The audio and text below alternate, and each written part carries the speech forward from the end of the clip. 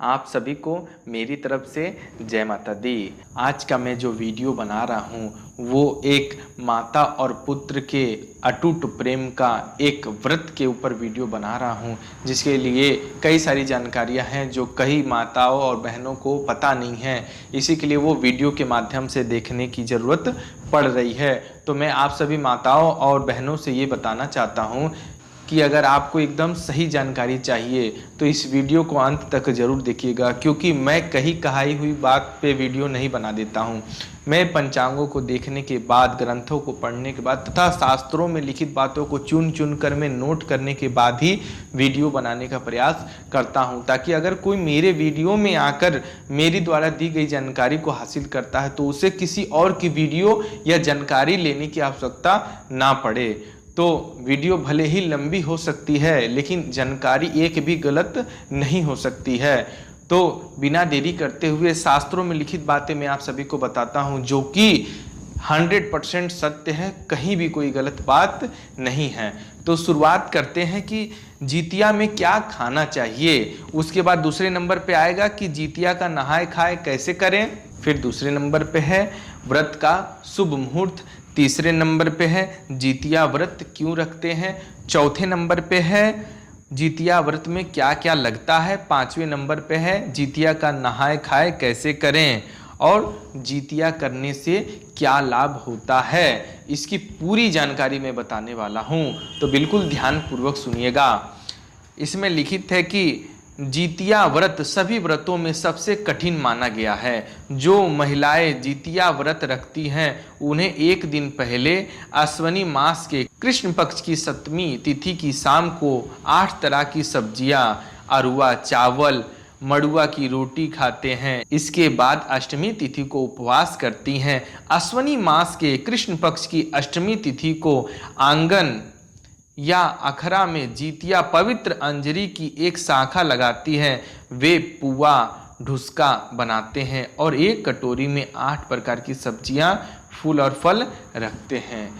तो आपने भली भांति सुना कि जितिया व्रत सभी व्रतों में सबसे कठिन व्रत में से एक माना जाता है। जी हाँ, बिल्कुल, ये कोई मामूली व्रत नहीं है। एक माता और पुत्र के अटूट संबंध का एक पवित्र व्रत है ये, जो बहुत ही कठिन शास्त्रों में भी बताया गया है। अगर आप इस व्रत को कर रही हैं तो आप भी बहुत ही नेक कार्य कर रहे हैं। हर एक माता को अपने पुत्र से अटूट प्रेम होनी चाहिए और बहुत स्नेह होना चाहिए। इसके लिए आपको भी ये व्रत अवश्य करना चाह रहे हैं। कई महिलाएं ऐसी होगी जो पहली बार इस व्रत को करने वाली होंगी, तो उनके लिए मैं पूरी जानकारी बताने वाला हूँ। अधूरी जानकारी नहीं है। कैसे करना है, कब करना है, किस तरह करना है, सारी बातें ग्रंथों में लिखित है। सारी बातें एक एक करके मैं बताने का प्रयास कर रहा हूँ। उससे पहले मैं आपको व्रत का शुभ मुहूर्त भी बता दूं, जो कि हो सके आपको मालूम हो, लेकिन फिर भी मैं इसे दोहराने का प्रयास कर रहा हूँ। हो सके कुछ अंतर आपको मिल जाए।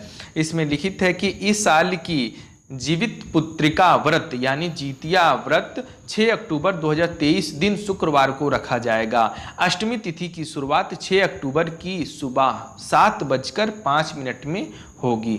वहीं अष्टमी तिथि का समापन 7 अक्टूबर 2023 को सुबह 8:10 पर होगा। यह पर्व 3 दिनों का होता है, जो कि 5 अक्टूबर से 7 अक्टूबर तक चलेगा। इस बार 5 अक्टूबर को नहाय खाए और 6 अक्टूबर दिन शुक्रवार को निर्जला व्रत रखा जाएगा। निर्जला यानी उसमें जल आपको कदापि नहीं पीना है। या तक कि कई माताओं द्वारा मैंने सुना है कि थूक भी नहीं घोंटा जाता है। ये बात आप ध्यान रखिएगा। वहीं 7 अक्टूबर 2023 दिन शनिवार को व्रत का पारण किया जाएगा। जी हाँ, 7 अक्टूबर दिन शनिवार को व्रत का पारण किया जाएगा। व्रत का पारण नवमी की सुबह किया जाता है। जितिया व्रत का पारण 7 अक्टूबर दिन शनिवार को 8:10 से लेकर दोपहर तक किया जा सकता है।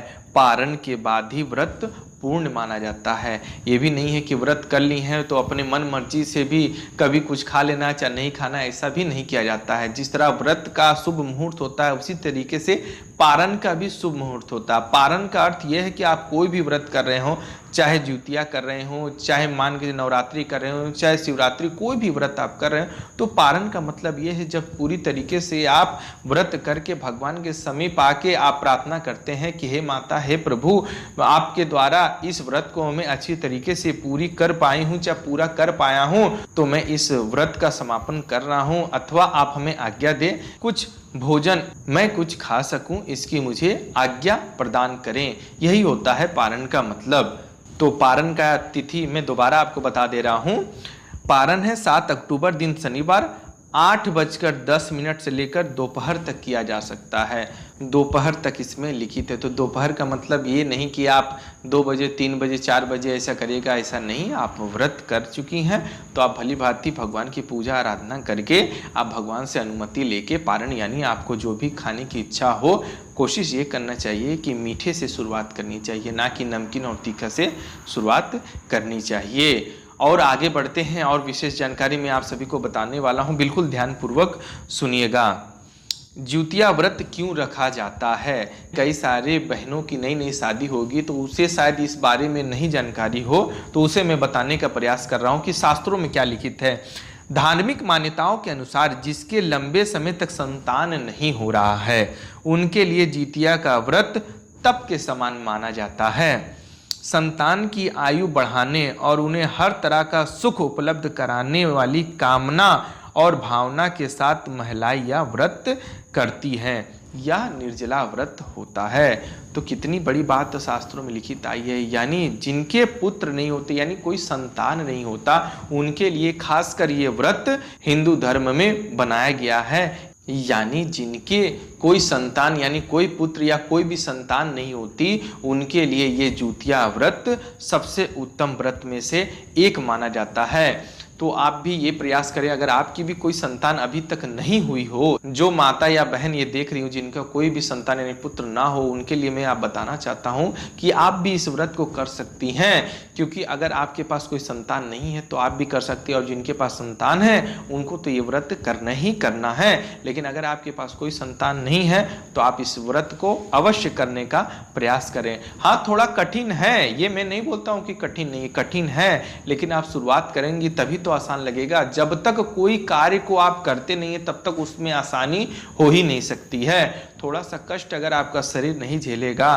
तो किस तरीके से भूख प्यास को पहचानेगा, साथ ही किस तरीके से देवी देवताओं को समझने का प्रयास मनुष्य कर सकेगा। इसी के लिए आप सभी से अनुरोध है कि इस व्रत को अवश्य करें। अगर गलतियां हो भी जाती है तो ऊपर वाले बहुत दयालु होते हैं, क्षमा वो बिन कहे कर देते हैं। अगर आप प्रयास कर रहे हैं, इतने ही भगवान के लिए बहुत बड़ी बात है। आगे बढ़ते हैं।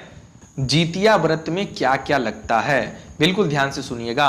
ज्योतिया व्रत सामग्री में मीठा पान, लौंग, दूर्बा, सुपारी, श्रृंगार का सामान, पुष्प, धूप, दीप, मिठाई, फल और गाय का गोबर आदि शामिल है। सुबह निवृत्त होकर स्नान करने के बाद साफ वस्त्र धारण किए जाते हैं। फिर पूजा की सामग्री को इकट्ठा किया जाता है। भगवान जीमूत वाहन की विधि विधान से पूजा होती है और कथा सुनी जाती है। जी बिल्कुल, जो जो सामान मैंने आप सभी को बताया हूँ उसे अगर आपने ध्यानपूर्वक नहीं सुना हो तो वीडियो को बैक करके दोबारा आप सुन के उस चीज़ को नोट करके मार्केट से अवश्य लाइएगा। और जब इस व्रत में या संध्या का समय होगा तो आप कई महिलाएं मिलके, चाहे कोई भी माता चाहे सास से मिलके आप इसकी कथा को अवश्य सुनिएगा। इससे आपके अंदर अधिक ऊर्जा उत्पन्न होगी, साथ ही इस व्रत को करने का आपको पूर्ण फल प्राप्त होगा। आप चलते हैं 5वें नंबर पर, यानी ज्योतिया का नहाए खाएं कैसे करें। बिल्कुल ध्यानपूर्वक सुनिएगा। छठ के व्रत की तरह ही ज्योतिया का व्रत एक दिन पूर्व नहाए खाए किया जाता है। इसमें व्रती स्नानादि और पूजा पाठ के बाद भोजन ग्रहण करती है और अगले दिन निर्जला उपवास रखती है। इसलिए नियम के तहत नहाय खाए के दिन भूल कर भी लहसुन प्याज मांसाहार या तामसी भोजन नहीं करना चाहिए। ऐसा भी नहीं है कि आप व्रत करने जा रही हैं तो अरे भाई व्रत करने जा रही हैं तो बिरयानी ला के खा लिए हैं, आप चिकन ला के खा लिए, आप मटन ला के खा लिए, चाहे अंडा ला के खा लिए, या तो लहसुन प्याज इत्यादि से बनी सब्जियां खा ली हैं। ऐसा बिल्कुल नहीं करना है, ये शास्त्रों में बिल्कुल पूरी तरीके से वर्जित है, निषेध है। तो ऐसे आप पाप करने की गलती तो कभी भी आप नहीं करिएगा। ये बात मैं आपको भली भांति बताने का प्रयास कर रहा हूँ। कोई भी व्रत करने से पहले एकदम सात्विक निरामिष भोजन करना चाहिए, जिसमें लहसुन प्याज इत्यादि ना हो, या तक कि ज़्यादा मिर्ची वाला भोजन भी आप कदापि ना करें। शुद्ध शाकाहारी भोजन करें और परमात्मा के प्रेम में लीन हो जाए और विधिवत पूर्ण भाव से व्रत को करना चाहिए। व्रत के पुण्य प्रताप से संतान की आयु लंबी होती है। वहीं जितिया करने से नवविवाहित महिलाओं को संतान की प्राप्ति होती है।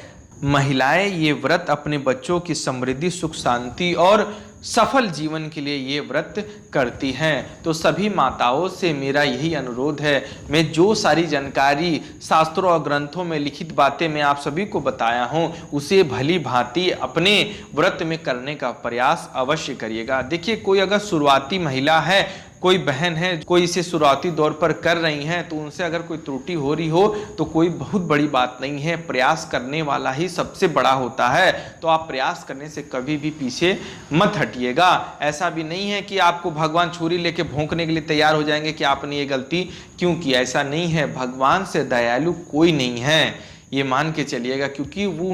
क्योंकि हम सब उनकी संतान हैं और कोई भी माता चाहे कोई भी पिता अपनी संतान को दुखी अथवा कष्ट में देखना नहीं चाहता है। हाँ, वो बात अलग है कि अगर आप पापी हैं, आपने किसी का बुरा किया है तो वो बात अलग है, लेकिन आपका दिल साफ है तो परमात्मा आपके दिल में विराजमान रहते हैं। तो इसमें डरने और घबराने की बात नहीं है।